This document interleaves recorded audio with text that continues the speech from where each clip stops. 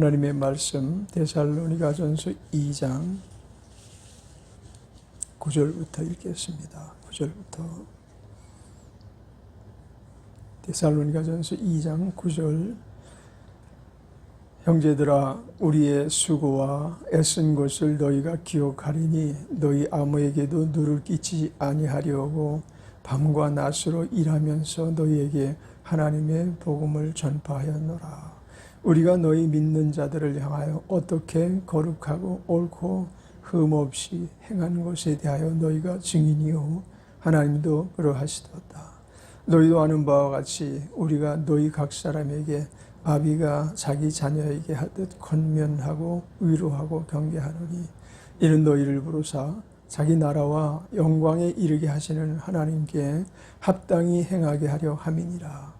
이러므로 우리가 하나님께 쉬지 않고 감사함은 너희가 우리에게 들은 바 하나님의 말씀을 받을 때에 사람의 말로 아니하고 말씀으로 받음이니 진실로 그러하다. 이 말씀이 또한 너희 믿는 자 속에서 역사하느니라.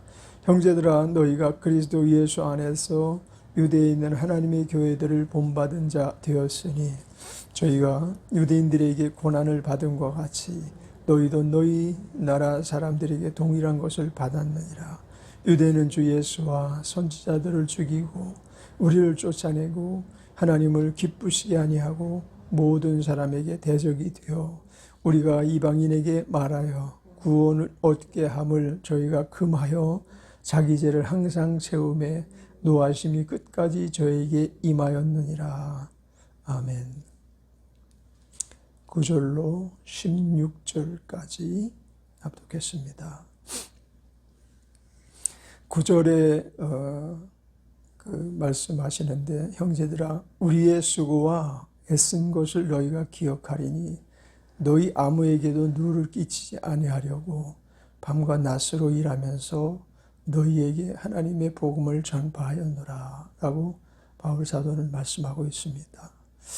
우리가 알기로는 바울 사도가 장막 깁는 일을 하면서 또 전도 사역을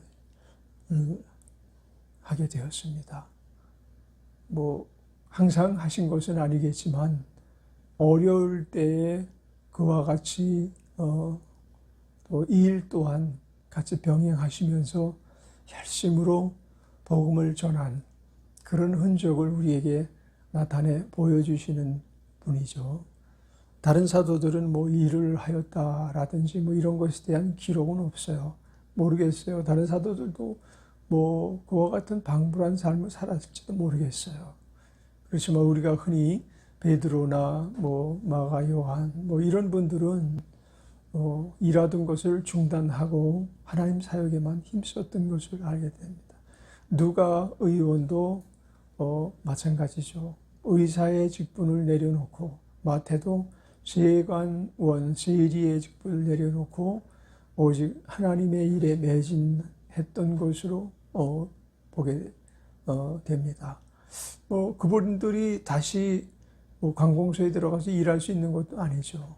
다시 복음을 전하는 사역을 하던 분이 병원에 들어가서 병원 사역을 하지는 않았을 거예요. 그렇지만 아마도 의사였기에 의료기구를 좀 가지고 다니면서 병든 자에게 기도도 물론 했고 하나님의 그 능력 안에서 치료받게끔 했겠지만 또 처방도 일부는 좀 내리면서 주의를 기울일 것에 당부하고 권면하고 이런 삶의 방식을 바꿔라.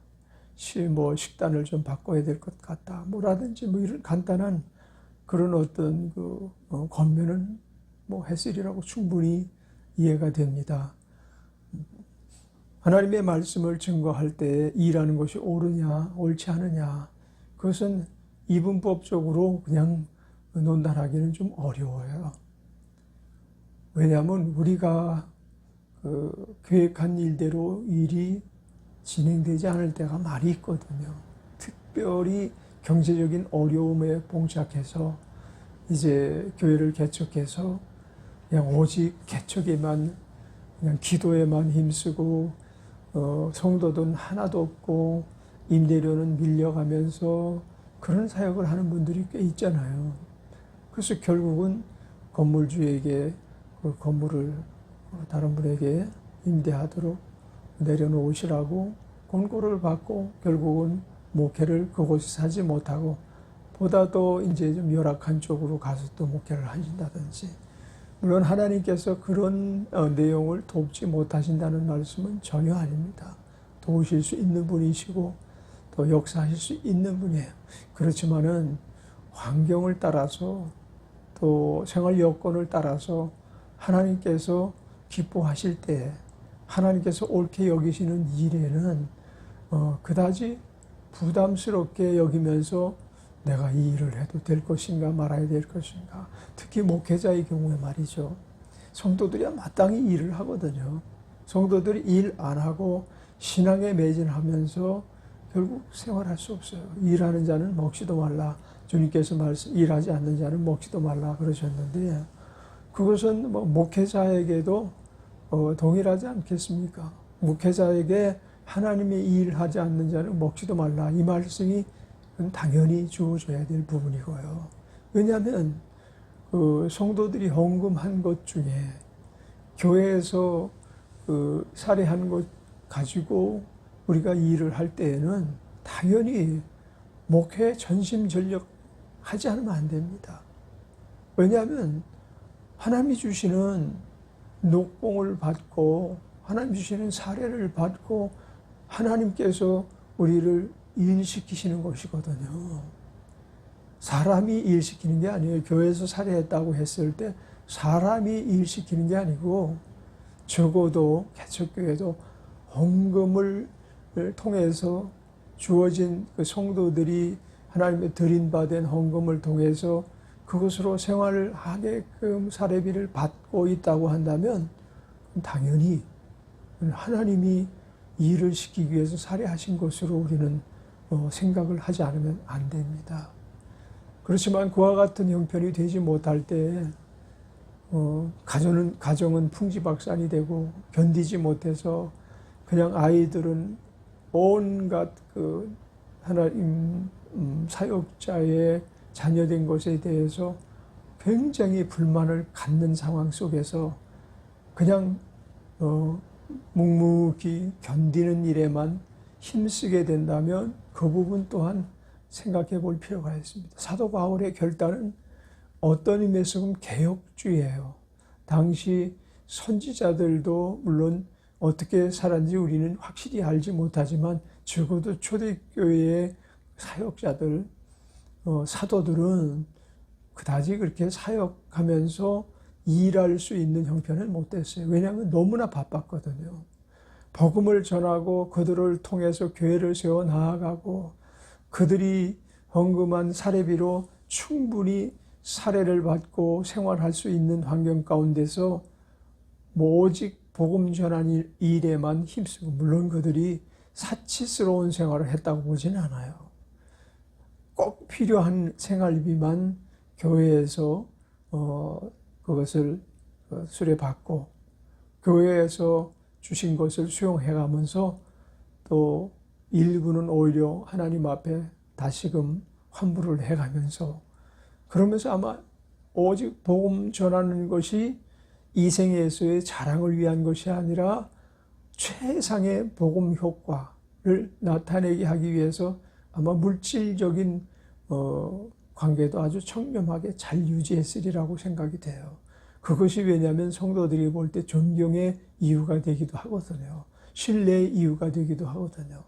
능력은 있고 그 말씀하는 그 권위가 엄청난데 물질을 막 허비를 하는 것을 보면 하나님의 종이 아니지 않느냐라는 의심은 지금이나 그때나 아마 같았을 거라고 생각이 됩니다.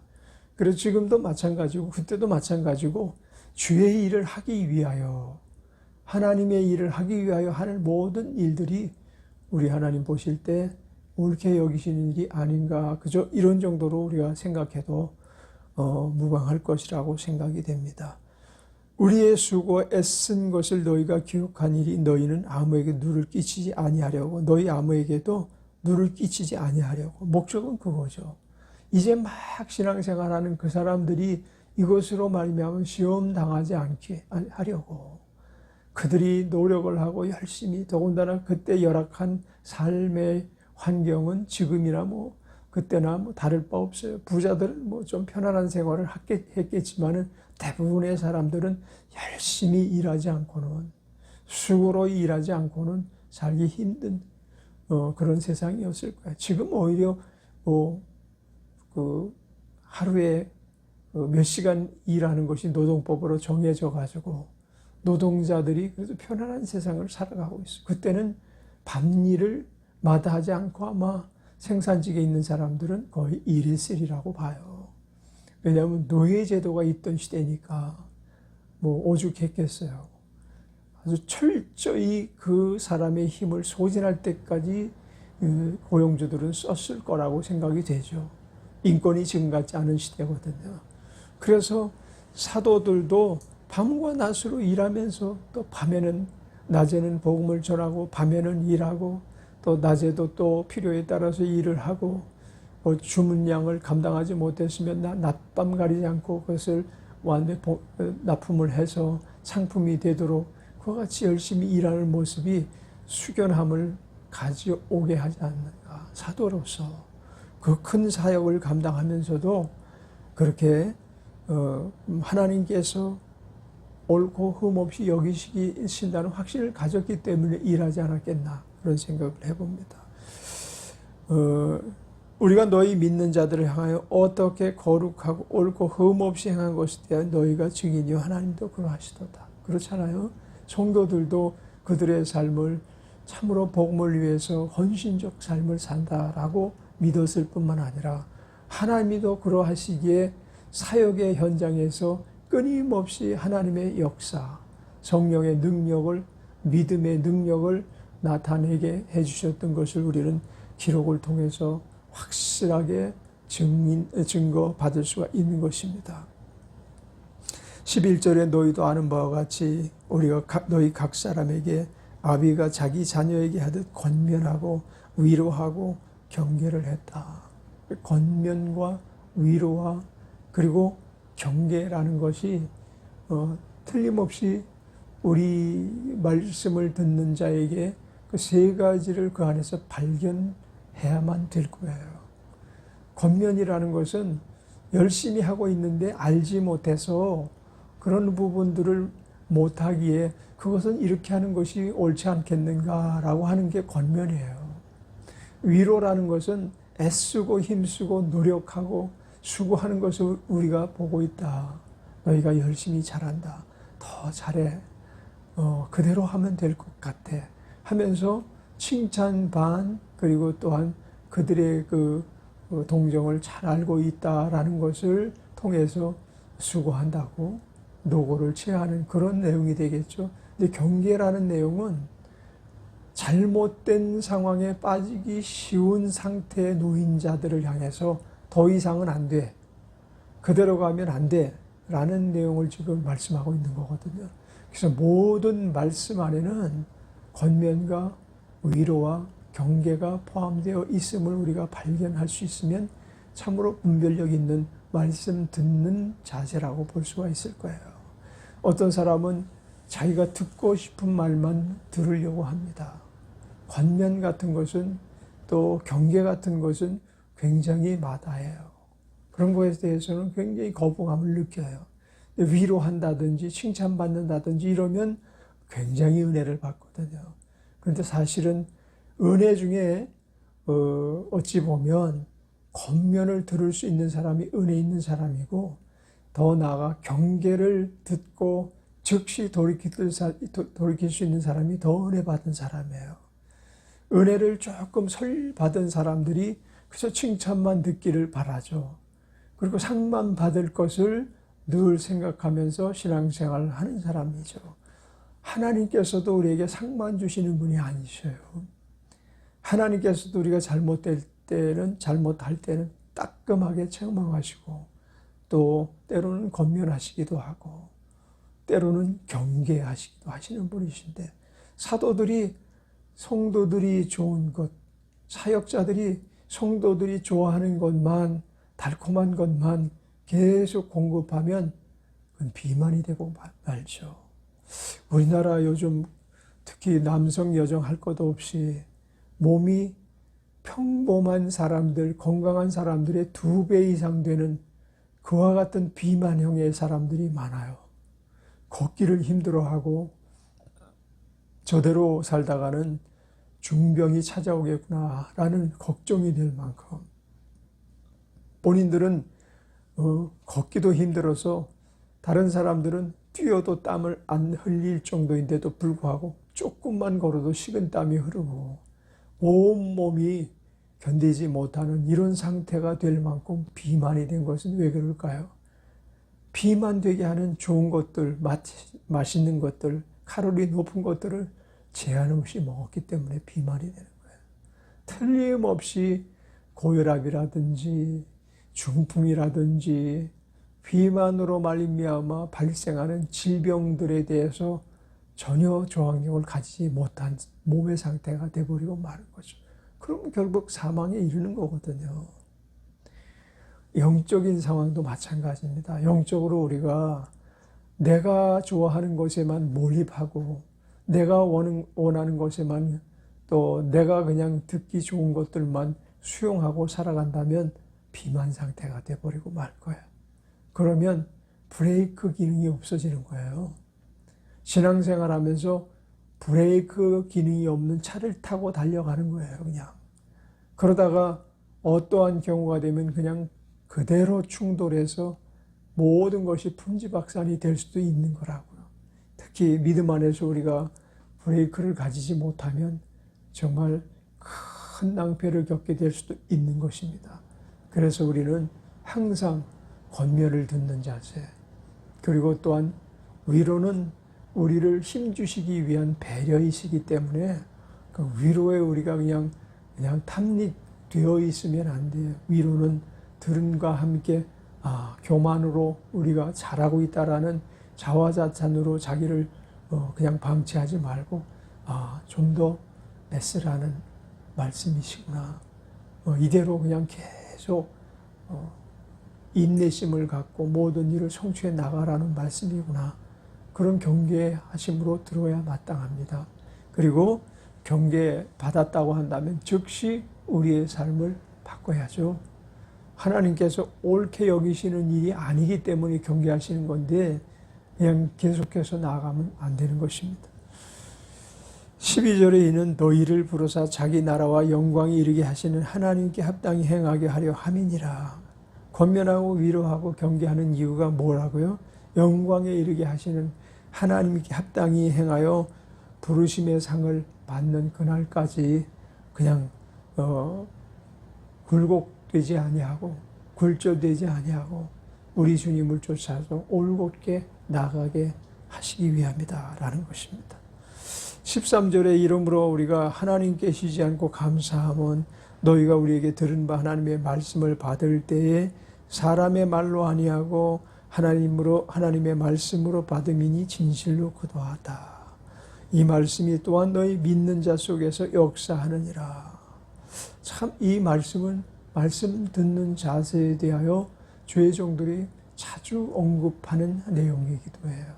사람의 말로 받지 아니하고 하나님의 말씀으로 받는도다 라고 바울 사도가 그 성도들에게 이제 언급하신 것은 그들이 신앙 안에서 믿음 안에서 합당한 일들이 나오는 그 부분 분량을 보고 아마 판단했을 거예요. 우리가 이렇게 교회 안에서 보면 뭐라고 어떤 결론적인 말씀을 할 때마다 성도들이 아멘 아멘 하는 분들이 계시잖아요.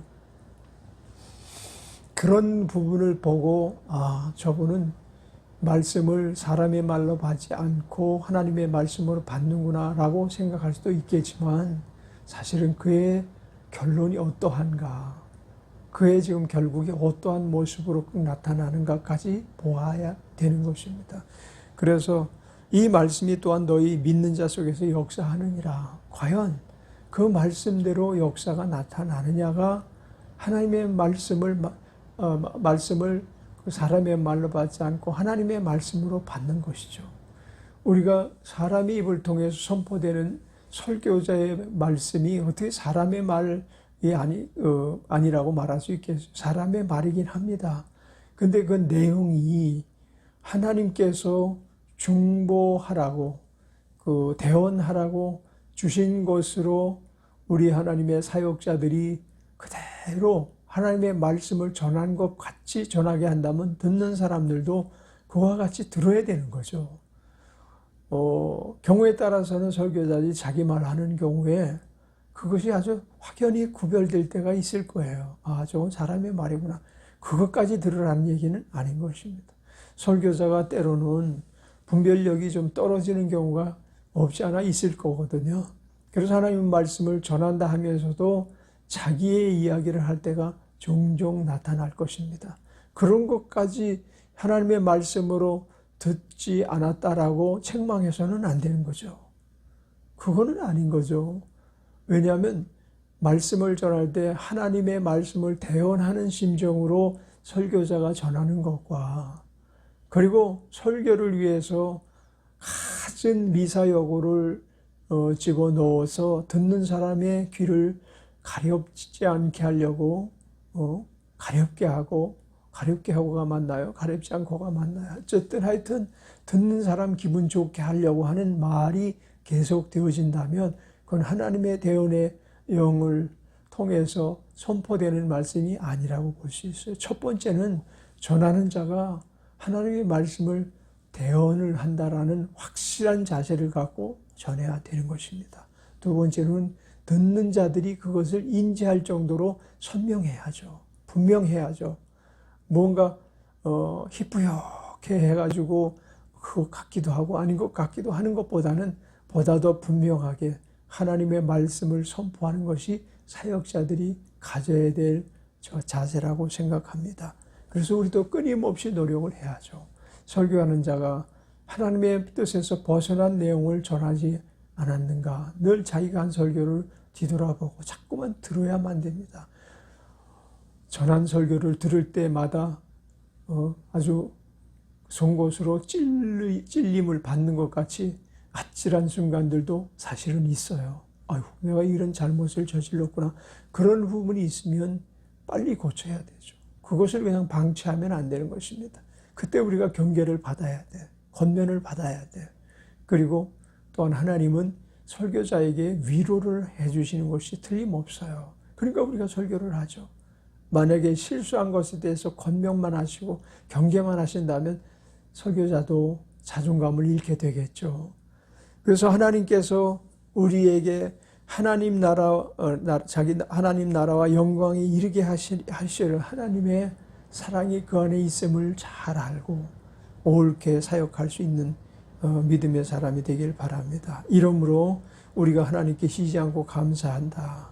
들은 바 하나님의 말씀을 받을 때 이것을 전할 때라고 우리가 바꿔서 표현해도 돼요. 받을 때라는 말은 전할 때 잘 받는다라는 내용이겠죠. 14절에 형제들아 너희가 그리스도 예수 안에서 유대에 있는 하나님의 교회들을 본받은 자가 되었으니 저희가 유대인들에게 고난을 받은 것 같이 너희도 너희 나라 사람들에게 동일한 것을 받았느니라. 특별히 유대인들이 예수 믿을 때 유대인들에게 고난을 많이 당합니다. 왜냐하면 탈유대인이 되었기 때문에 율법을 벗어나는 자가 되었다라는 것으로 그들이 오해를 했기 때문에 그들이 보내신 메시아가 아니라는 가정하에서 그들은 율법을 사수하고 있었기 때문에 하나님이 이 메시아를 보내기로 약속한 것에 대한 오해를 이해하지 못한 그 부분을 통해서 이 유대인이 기독교로 개종하는 것을 그들은 못마땅하게 여겼습니다. 지금도 그런 유대인들이 대부분이고요. 그와 같이 그래서 그들이 유대인들에게 얼마나 핍박을 받았는지 모릅니다. 너무나 당연합니다. 왜냐하면 유대인은 예수 그리스도를 십자가에 못 박기까지 한 사람들이니까.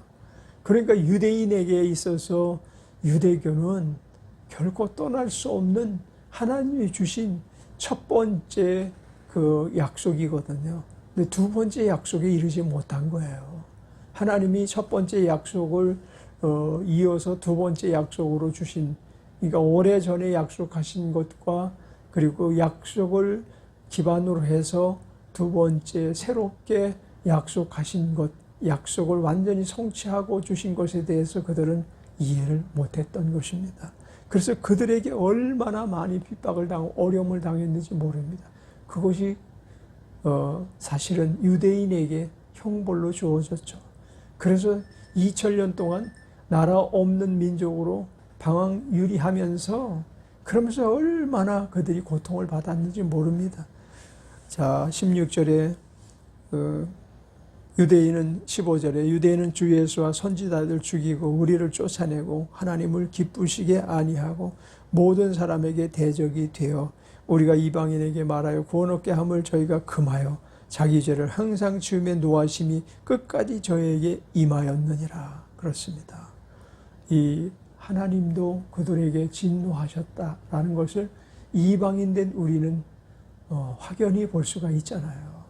그러나 그 진노하시면서 이제 주님이 강림하실 때가 가까움으로 이제 조금씩 유대인들이 돌아온다는 소식을 듣고 우리는 이제 주님 오실 때가 매우 가깝다라는 것을 인지하고 더욱더 열심을 품고 기름등 불 준비 잘하는 신부와 같이 우리를 단장해 나가는 믿음의 사람이 되시기를 주의 이름으로 축원합니다. 기도하겠습니다. 사랑이 많으신 아버지 감사합니다. 성령 안에서 승리의 삶을 살게 하시고 믿음의 삶을 살게 하시고 우리 하나님의 권면하심과 위로하심과 경계하심 속에서 항상 우리를 올곧게 바르게 고쳐 세워 살게 하옵소서. 예수님의 이름으로 감사 찬양하며 기도드렸습니다. 아멘. 주기도 드리겠습니다. 하늘에 계신 우리 아버지여, 이름이 거룩히 여김을 받으시오며 나라 임하옵시며 뜻이 하늘에서 이룬 것 같이 땅에서도 이루어지이다. 오늘날 우리에게 일용할 양식을 주옵시고 우리가 우리에게 죄 지은 자를 사하여 준 것 같이 우리의 죄를 사하여 주옵시고 우리를 시험에 들게 하지 마옵시고 다만 악에서 구하옵소서. 나라와 권세와 영광이 아버지께 영원히 있사옵나이다.